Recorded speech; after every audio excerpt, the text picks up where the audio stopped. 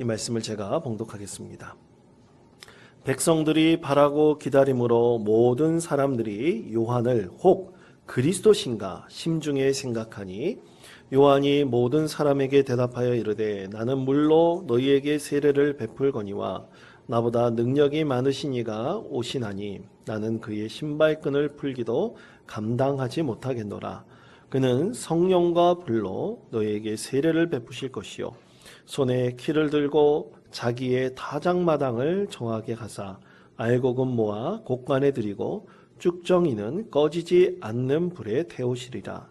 또 그 밖에 여러 가지로 권하여 백성에게 좋은 소식을 전하였으나 분봉왕 헤롯은 그의 동생의 아내 헤로디아의 일과 또 자기가 행한 모든 악한 일로 말미암아 요한에게 책망을 받고 그 위에 한 가지 악을 더하여 요한을 옥에 가두니라. 백성이 다 세례를 받을 새 예수도 세례를 받으시고 기도하실 때에 하늘이 열리며 성령이 비둘기 같은 형체로 그의 위에 강림하시더니 하늘로부터 소리가 나기를 너는 내 사랑하는 아들이라 내가 너를 기뻐하노라 하시니라. 아멘. 1886년 겨울 서울의 정동에 거주하고 있었던 언더우드 선교사 집에 낯선 손님들이 찾아왔습니다. 그들은 황해도 장현군 소래에서 살고 있었던 사람들입니다. 1882년 우리나라의 최초의 세례자였던 서상윤 성도는 전국을 돌아다니면서 복음을 증거를 했습니다.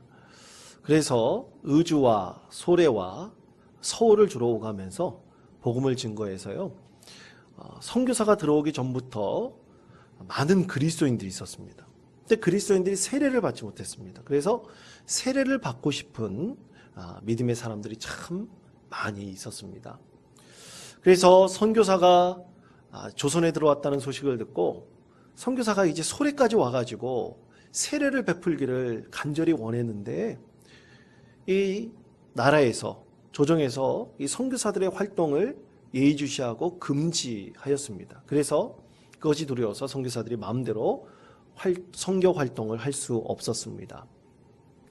그래서 이 세례를 간절히 받기를 원하였던 이 소래에 있었던 그리스도인들이 이 언더우드 선교사를 찾아와서 세례를 베풀어 달라고 한 것입니다. 저희에게 세례를 주십시오 하는 그 요구에 이 언더우드 선교사는 생전 한 번도 본 적이 없는 사람들이 와가지고 세례를 베풀어 달라 그러니까 이분들이 과연 예수 믿는 사람인가 어떤 사람인가 도저히 알 수가 없었습니다. 그래서 내가 당신들을 어떻게 믿고 세례를 베풉니까? 그러면서 즉석 세례 문답을 했습니다. 그런데 이 복음을 증거받고 3년 동안 이 조선에 먼저 이 쪽복음이 먼저 들어왔거든요. 그래서 성경책이 먼저 우리 조선에 들어와 가지고 그때 예수 믿는 사람들이 날로 늘어났었을 그럴 때였습니다. 그래서 3년 동안 열심히 성경을 읽으면서 신앙생활했던 이 소래의 그리스도인들은 거침이 없었습니다. 세례문답 그런 걸 다 대답을 했습니다. 그런데도 이 언더우드 선교사가 믿었지 않았습니다. 어떻게 이런 사람들에게 세례를 줄까? 그럴 때 이 소래에서 올라온 그리스도인들이 자기 그 겨울에 입고 있던 이 두루마개를 벗었습니다. 그리고 뒤로 돌았어요. 그랬더니만 다 사람들이 나무 십자가를 이 등에 지고 있었습니다. 이게 뭐요? 언더우드 선교사가 물어보니까 우리가 오랫동안 성경을 공부할 때 우리가 이 세례를 받으려고 결단을 하고 올라오기 전에 하나님 말씀을 읽었습니다.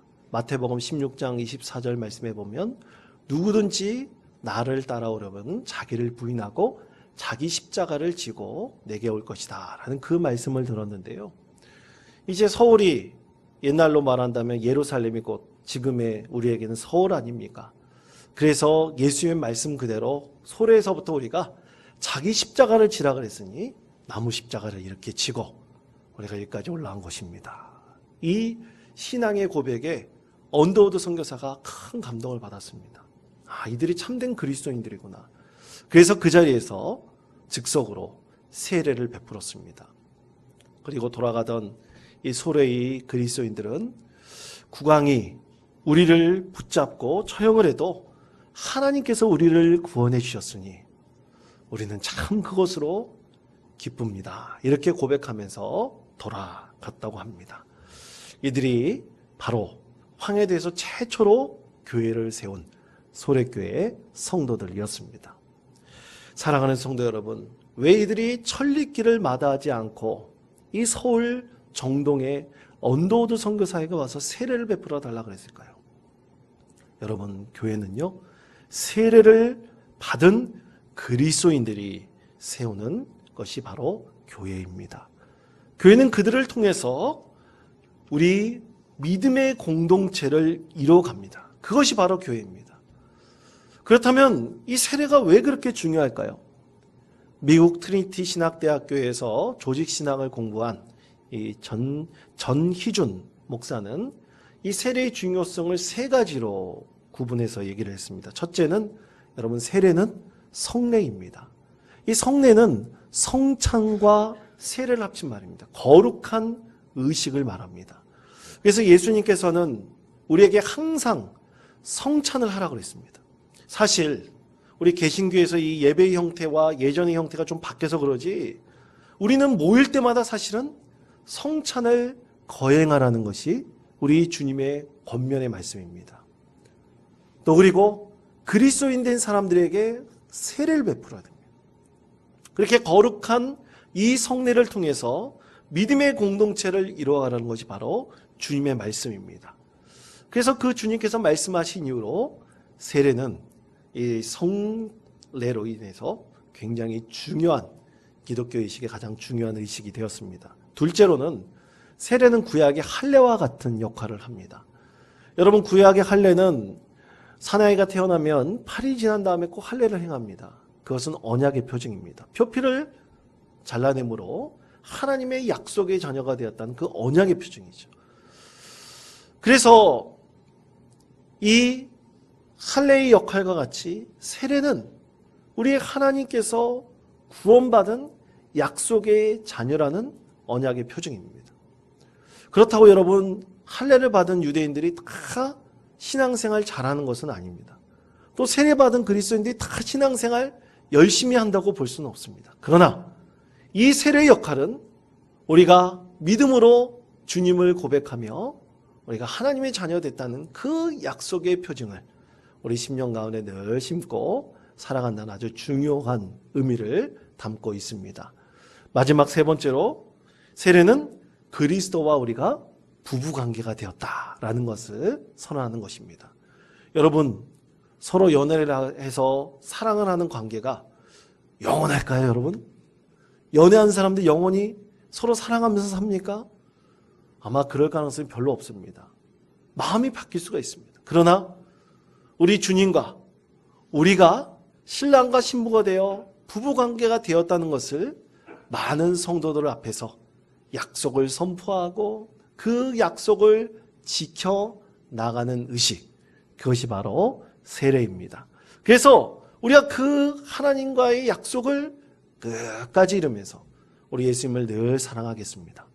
예수님을 섬기며 살겠습니다. 이 마음을 우리가 언제나 하나님 품에 올라갈 때까지 지켜나가는 것, 그것이 바로 세례의 중요한 의미입니다. 오늘 말씀에서 예수님께서는 세례를 받으셨습니다. 자, 예수님께서 누구에게 세례를 받으셨나요? 세례 요한에게 세례를 받으셨습니다. 그러나 예수님께서는 세례를 받으실 하등의 이유가 없었습니다.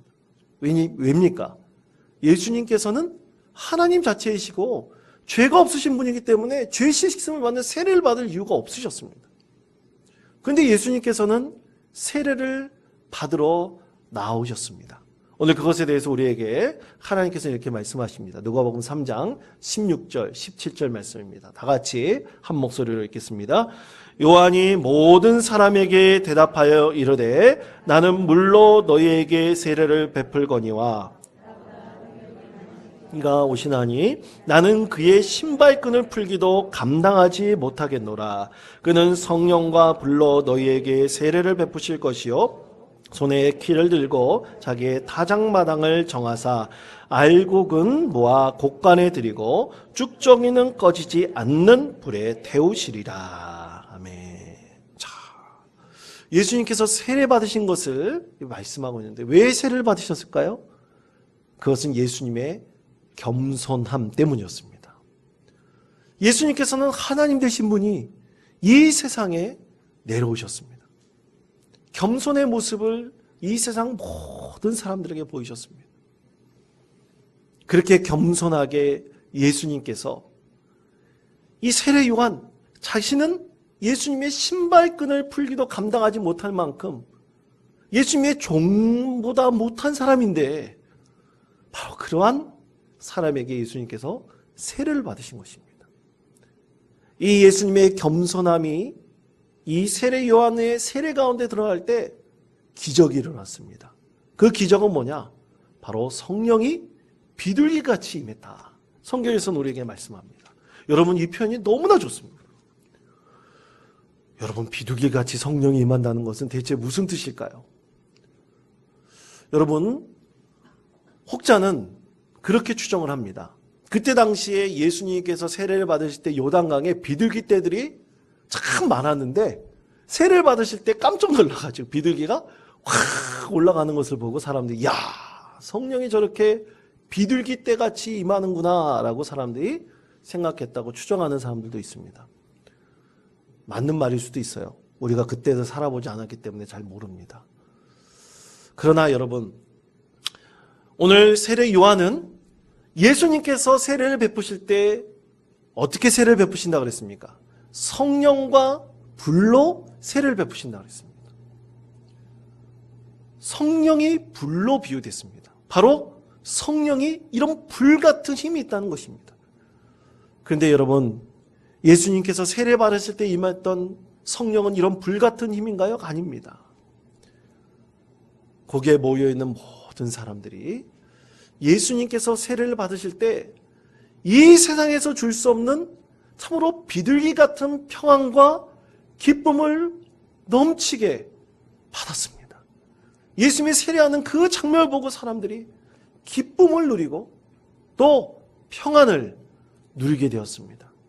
바로 그것을 보고 성경학자들이 예수님께서 세례를 받으실 때 성령께서 불이 아니라 그렇게 평안으로 기쁨으로 임하였구나, 그렇게 해석을 합니다. 사랑하는 성도 여러분, 바로 이런 세례가 무엇입니까? 이것이 바로 성령 세례입니다. 성령께서 우리 가운데 임하였을 때 받게 되는 그 평안과 기쁨의 세례를 말하는 것입니다. 그렇게 예수님께서는 세례 요한에게 세례를 받으셨습니다.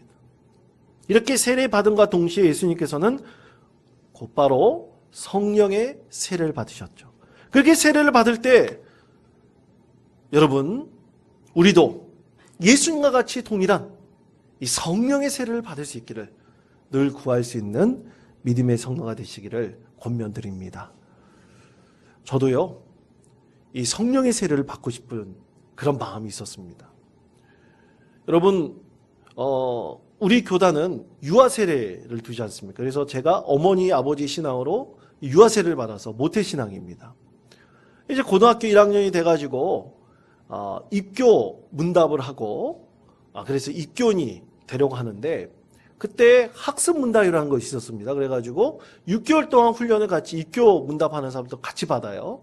이 전도사님께 같이 받는데 그때 세례를 받은 선배가 야, 너 헛세례 받으면 안 된다. 꼭 물로 세례를 받을 때 그 자리에서 성령이 임해야지 진짜 세례다. 근데 너 잘못하면 헛세례 받는다. 그러니까 열심히 준비해라. 그렇게 얘기를 하더라고요. 근데 저는 순진해가지고 그걸 믿었어요. 그런데 저는 모태신앙이라서 세례를 이미 받았지 않습니까? 세례를 못 받잖아요. 전도사님한테 우겨가지고 전사님, 저 입교하지 않고 세례 받을래요. 그렇게 우겼던 기억이 있습니다. 여러분, 선배가 후배들 열심히 신앙생활을 한 그런 농담이었겠죠. 여러분, 정말 우리가 세례를 받을 때 이런 간절함이 필요합니다. 예수님께서는 세례를 받으실 때 성령이 임하셨습니다. 우리가 간절히 하나님께 구하고 하나님께 기도하게 된다면 그 즉시 성령 세례를 받을 수 있을 것이라고 믿습니다. 사랑하는 성도 여러분, 오늘 우리는 예수님의 수세주일을 오늘 예배로 드립니다. 오늘이 예수님의 수세주일입니다. 우리 개신교회가 이날을 특별히 구별하여 예수님의 수세주일로 드리는 분명한 이유가 있습니다. 그것은 예수님의 세례의 의미를 오늘날 우리의 삶의 자리에서 그대로 재현하면서 세례 받았던 때의 그 본래의 진실한 신앙의 모습을 우리 다시 한번 회복하자. 다시 한번 찾아나가자 라는 의미에서 우리 개신교회는 오늘을 수세주일로 삼아 하나님께 예배를 드립니다. 그렇게 진실한 마음으로 우리가 간절한 마음으로 하나님께 예배할 때 우리가 세례받았던 그때의 감동과 은혜를 하나님께서 우리 예배 가운데 주실 것이라고 믿습니다. 여러분, 그래서 세례는 여러분 우리에게 복입니다. 진정한 복입니다. 물세례와 성령 세례, 이것이 하나님께서 우리에게 주시는 진정한 축복입니다. 그렇다면 여러분, 세례 통해서 하나님께서 우리에게 주시는 축복은 과연 무엇일까요? 이 축복의 의미를 우리가 깊이 깨닫고 우리의 삶 자리에서 이런 복된 은혜를 늘 경험하는 믿음의 성도 되시기를 바랍니다. 첫째는 구원의 복입니다. 여러분, 세례는 구원의 복을 확증합니다. 어떻게 세례가 구원의 복일까요? 여러분, 세례 요한의 외침을 통해서 우리는 그것을 분명히 알 수 있습니다. 세례 요한은 광야에 나가 회개하라, 천국이 가까이 왔느니라 라고 외쳤습니다. 그때 그 외침의 소리를 듣고 많은 유대인들이 광야로 나왔습니다. 그래서 그들이 이렇게 행했습니다. 마태복음 3장 6절의 말씀입니다. 이 말씀을 다 같이 한 목소리로 봉독하겠습니다. 자기들이 죄를 자복하고 요단강에서 그에게 세례를 받더니. 아멘. 많은 유대인들이 요단강에서 세례 요한에게 세례를 받았습니다. 그때 가장 첫 번째 뭐 했습니까? 죄를 자복했습니다. 죄를 자복하게 되었을 때 그 가운데 그들이 세례를 받고 구원을 받은 은혜를 얻게 되었습니다. 죄를 자복할 때 하나님께서는 예수 그리스도를 통해서 우리에게 구원의 복을 주십니다. 그러므로 세례는 바로 구원의 복입니다. 올해 저희 교단 총회는 새로운 세례에 대한 지침을 마련했습니다. 이제 9월 되면 총회가 열리는데 그때 새로운 지침을 정해서 각 교회에 이제 하달하게 될 것입니다. 그것은 아동 세례에 대한 것입니다.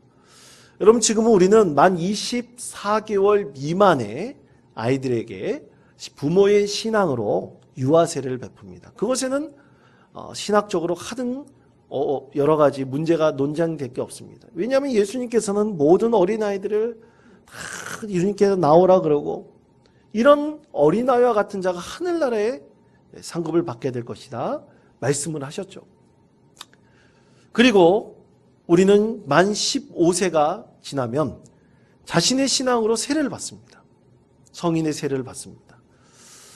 그런데 우리 교단은 이제 아동 세례를 정하여서 우리 아이들도 나이 제한이 없이 예수님을 나의 주님으로 고백하고 영접한다면 이 자녀들 모두 건강하게 신앙 안에서 양육을 받아서 구원받은 하나님의 자녀가 되는 것을 이 세례를 통해서 많은 성도들 앞에서 선포하도록 했습니다. 그래서 아동 세례를 신설을 했습니다.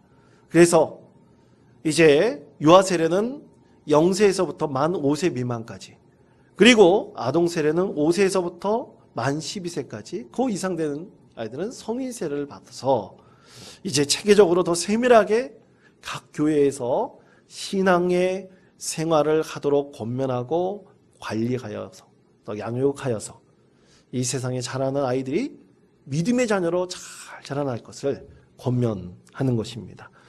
사랑하는 성도 여러분, 세례는 바로 구원의 복을 가져다 줍니다.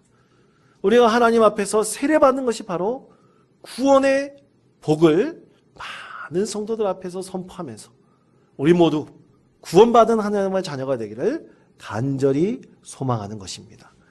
두 번째는 믿음의 복입니다. 여러분, 세례는 믿음의 복을 얻게 합니다. 여러분, 우리는 예수 그리스도를 나의 주님으로 영접하고 또 그 영접한 이후 우리는 분명하게 행할 것은 예수님을 전적으로 의지하는 것입니다. 예수님을 주님으로만 섬기는 것은 의지한다는 거예요.